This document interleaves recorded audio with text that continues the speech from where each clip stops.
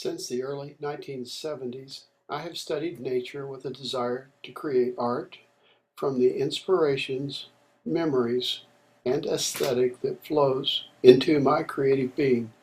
In nature, I disappear into a spirit place. I connect and become part of a living prayer. The prayer continues as I paint. Time and other concerns fade from my mind as I go with a flow of energy and inspiration. I look past the veil of material world into a world shared with my Celtic ancestors. And I discover thin places. In these places, a spirit seems to reveal paths one can travel to get closer to the Creator. In such a place, perception is changed, and so-called normal life is transformed. I return from these places and bring back what I discovered in transit, the spirit of nature. I share this with others through my art and my journal entries. The journal is expressed on paper, canvas, ink, and paint.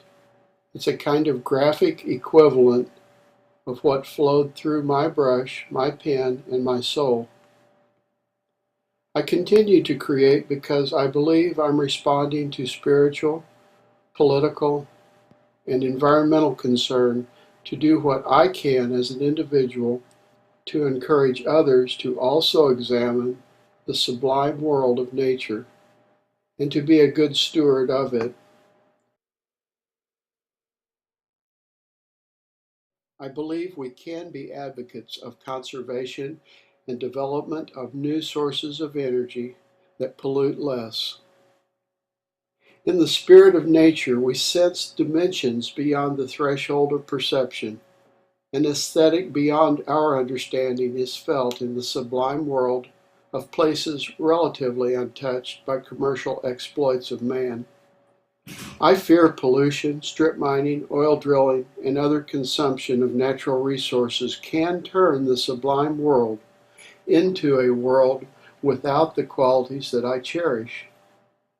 I advocate we progress into the future acting as stewards of the environment and that we act responsibly so we can pass on to future generations the same natural beauty and plentiful resources that we inherited.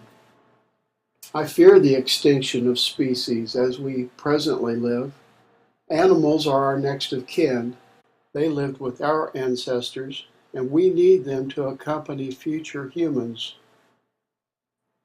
After mass die-offs of the past, the animals appeared with man, and mankind needed them. What a lonely world it would be without our next of kin. Now, as I reconcile the past, consider the future, and most importantly, live in the present, I take notes and post my feelings on a website. I share these feelings with a growing community of like-minded people. I share what I believe and pray for future generations of God's children and God's creatures. I pray that we may share what's left of the world that we inherited. Our artifacts will be left behind like those of our ancient ancestors. I also believe if we are not to survive, but to dissolve like wildflowers that wither into mulch at the end of their brief season, seeds of our thoughts and prayers will survive in the mind of God. I am conscious of all that connects us creatively because of what I have seen as the Creator flowed through me. I believe in my feeling of smallness in the world because it also reveals the spiritual light that burns bright and projects upon the wall of my soul. I must share graphic equivalents with others to keep my fire burning. My beliefs are never imposed on my fellow man. Rather, they are shared tools to build a creative community of people dedicated to preserving a spirit of nature worth passing on to future generations.